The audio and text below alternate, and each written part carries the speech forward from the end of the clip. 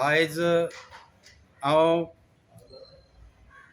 पेडणेचे जे माननीय उपजिल्हाधिकारी कार्यालयात येयला आणि तेका हांवें जे ओबीसी संदर्भात जे भंडारी समाज अन्य समाजाचे जी ओबीसी सर्टिफिकेटां दिता त्या खातीर जे आमचे तलाटीच आहा पंचायतीन सगळ्या पेडणे तालुक्यान ते लग्न जाल्ल्या चेडवाचो आवय बापाचे सुद्दां इन्कम मागतात।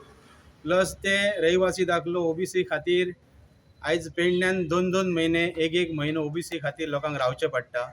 ती ओबीसी भुरग्याक एडमिशना साठी शिक्षणाच्या एडमिशनाक नोकरेच्या सवलती खातीर जी ओबीसी जाय ती टायमार मेळना आणि चुकीची माहिती तलाट्या दिल्या कारणान खुबसो भंडारी समाज खंय तरी वैफलग्रस्त जाल्लो आसा आणि तांकां कांयच कळना।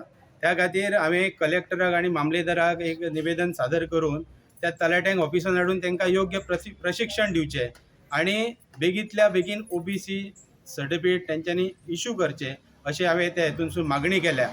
आणि हांव जर आयज ज्या पद्दतीन आमचो गोंयचो भंडारी समाज चलता, आयज आमचो जो अशोक नायक भंडारी समाजाचो अध्यक्ष आपूण म्हणटा, पण ताचेर ह्या गोष्टीचेर तेजो अजिबात लक्ष ना। तो आयज ताका स्वता चलोवंक जमना, जो ताका स्वता चलोवंक जमना जाल्यार तो समाज कसो चलयतलो।